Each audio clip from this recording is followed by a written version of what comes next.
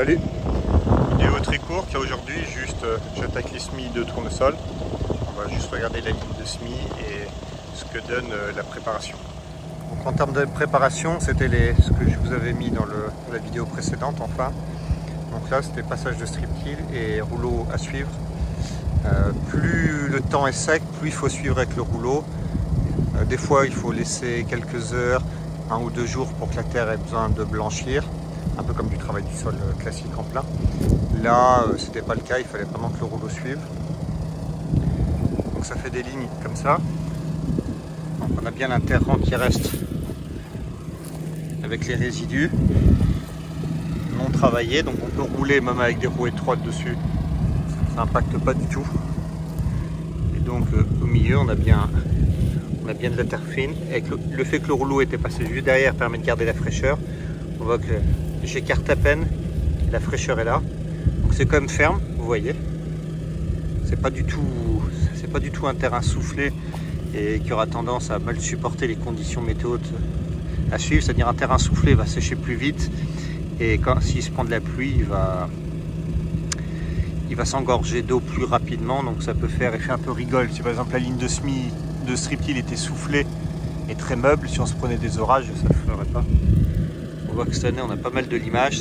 On a mis des pièges là, des pièces d'eau sangos qui sont les 4 carrés humidifiés à regarder, et on avait pas mal de limages. Donc là il y a eu un traitement avec l'Iron Max en plein, en mode préventif. Et au moment du semis, je remets un peu de métaldéhyde juste sur la ligne. Cette année, voilà, il y a besoin de faire ça. L'année dernière il n'y avait pas eu d'anti-limace demi, il n'y avait pas besoin. Mais les conditions de printemps n'étaient pas les mêmes.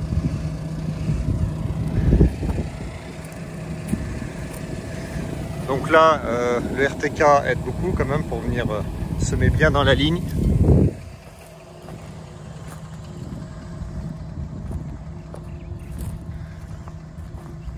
Donc là, on se retrouve avec une belle ligne de semis, sans motte.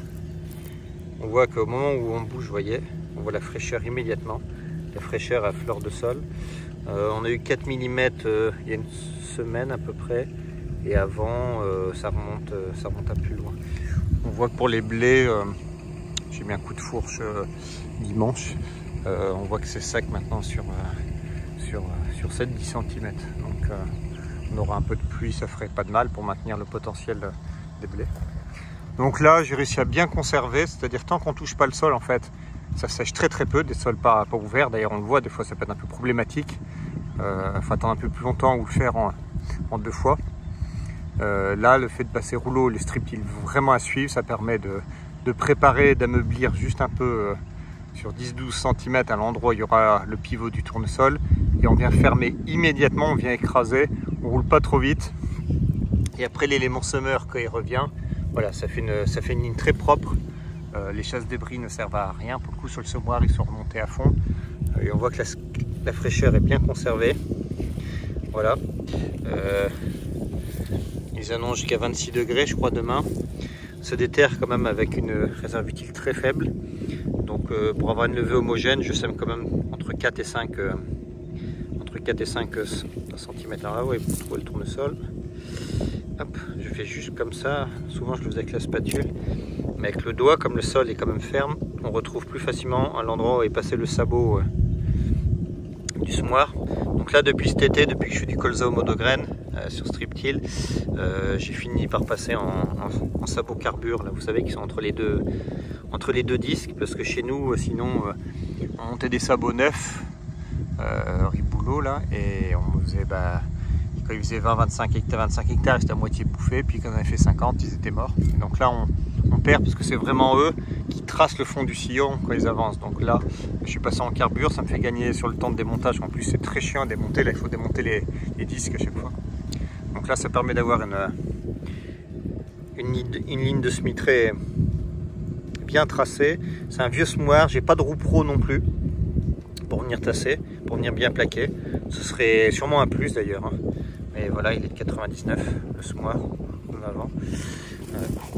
Je vous ai pris une photo pour montrer, parce qu'au moment des vidéos, on ne trouve jamais la graine, bien sûr. C'est bien plaqué. Alors je roule tout doucement. Elle est là, la graine. Voilà. Je roule tranquillement. je préfère passer quelques heures en plus à semer, mais là je roule à 4,5, donc ce qui est très lent, hein. Mais je cherche à avoir un placement de graines très régulier, même si je passe une demi-heure, une heure en plus pour faire la parcelle, c'est pas grave. On sème qu'une fois, donc je roule tranquillement, doucement, la graine est bien placée. Là en interrang je suis un peu large, je suis à 75 cm pour un potentiel de rendement faible ici. Quand c'est sec au mois de juin, juillet ici on descend à 15 quintaux. Si on a de la pluie, si on a de la chance d'avoir quelques orages, le maximum était 30 une fois.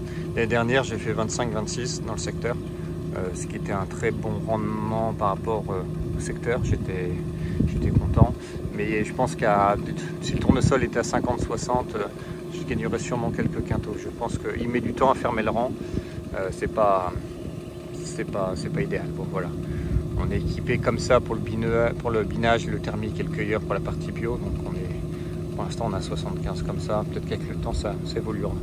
Donc même si je roule pas vite, le débit de chantier est quand même correct. Donc voilà, je prends mon temps, le semoir travaille tranquillement, ça use pas, ça abîme pas. Voilà, je prends mon mal en patience. Le matériel est confortable aujourd'hui. Je sème pas comme un fou, comme on peut voir certains semoirs rapides qui font du très bon résultat aussi. Mon semoir non, donc j'adapte ma vitesse par rapport à ce que peut faire la mécanique du semoir. Même sans la roue pro, en roulant doucement, ça laisse le temps à la graine de bien aller jusqu'au fond. Voilà, donc je vais d'ailleurs avec les petits drapeaux précision planting, je vais regarder l'émergence pour le maïs et je ferai peut-être pour le tournesol aussi.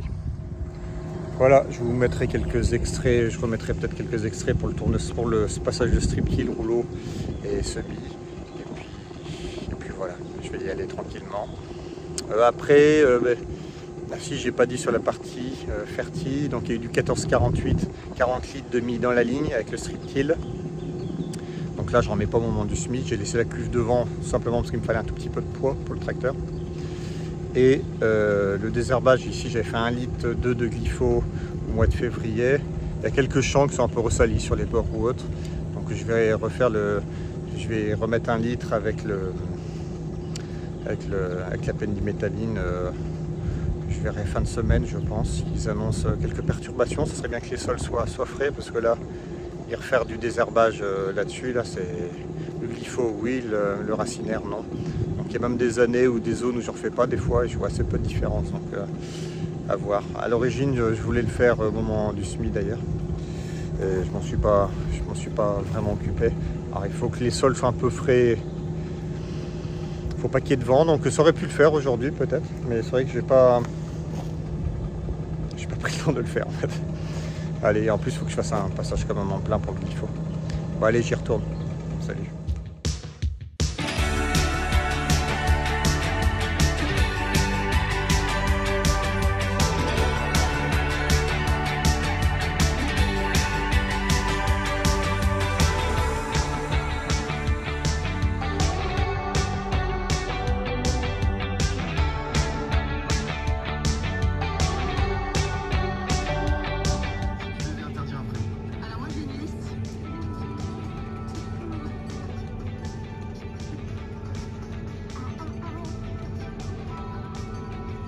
Ça va bien.